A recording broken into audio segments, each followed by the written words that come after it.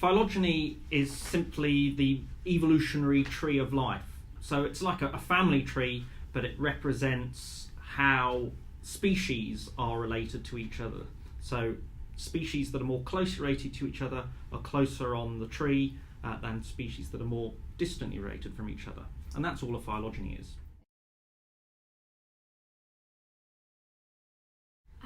Well, you could use structural data, then morphological data, and most importantly nowadays, molecular data. In terms of molecular data, you use DNA data, and also you can use RNA, and then there's a whole lot of chemical data from metabolomics, where you're looking at enzymes and also different chemical compounds that species produce in looking at their similarity with each other.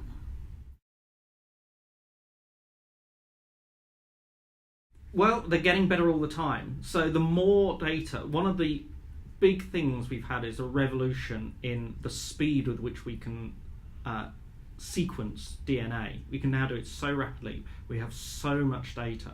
And because we've got so much data, we're in a much better position now to be able to estimate phylogenetic and evolutionary relationships.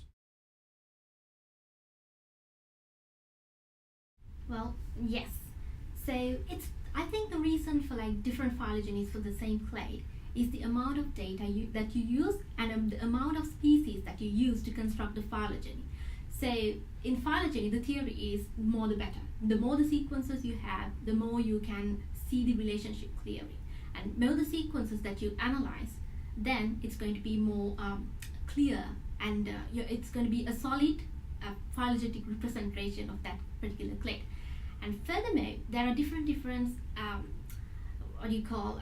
the data analysis methods where you generate these phylogenies.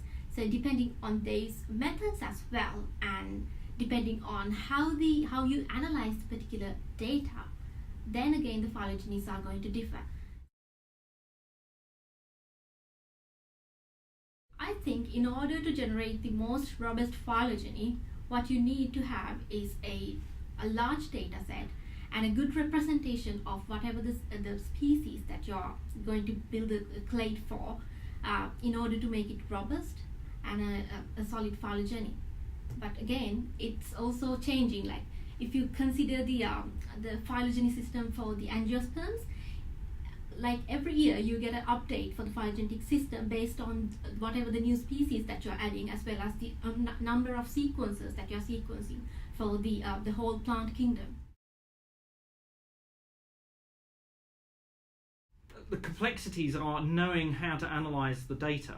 So you might have huge amounts of data, loads of gene sequences, but then what are you going to say about how those evolve in order to be able to construct the phylogeny? You've got to make some assumptions about the rates at which DNA changes, what parts of the DNA are more likely to change than other parts, because some genes evolve more rapidly than other genes, what individual nucleotides are more likely to change than other individual nucleotides, because you get different rates according to different positions in the nucleotide sequence. It starts to become a really complicated thing when you've got to consider all of these different aspects mathematically, and so you can get very different answers with the same data even, just because of the statistical assumptions you're choosing. So you can end up producing completely different evolutionary trees, completely different phylogenies, according to what assumptions you use in the first place about how DNA is evolving.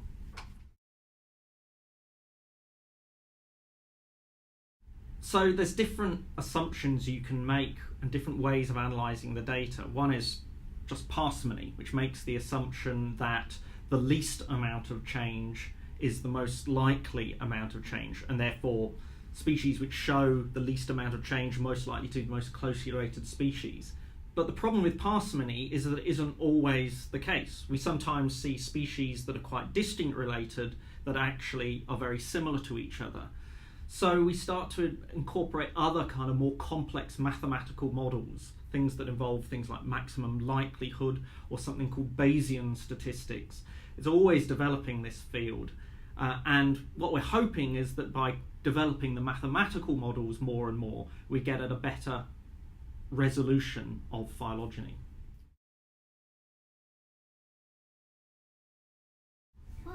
think the both's important. Like it's a, I think it's an amalgamation of both. You have to have molecule and the structural or the morphological information in a side, and even if you can add chemical data into that, the chemotaxonomic information into that, the more the data, more the resolution, as I mentioned earlier. So I think when you can't resolve the phylogeny in terms of the chemical data or the structural morphological data, that's where the molecular data come into play.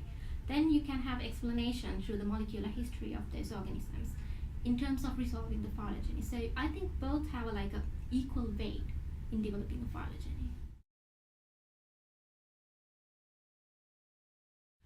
Molecular data, once it became really easily available, which it is now, transformed our ability to do phylogenetics, construct phylogenies, in that you just had so much more data. When you were looking at structural, morphological data, there was only a limited number of characteristics you could look at, maybe a few hundred.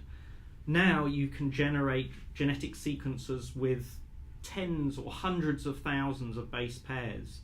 So it's so much more data that we've got to work with now. So that has revolutionized what we can do in terms of reconstructing phylogeny. But one consequence of it is that we've ended up identifying evolutionary relationships which we think or didn't realize were there before. For example, we now know that elephants are closely related to things called hyraxes, which are little furry mammals. And we would never have necessarily thought that those two were closely related prior to there being molecular data. So we start to see surprising things coming out of what the genes are telling us compared to what structural data tells us.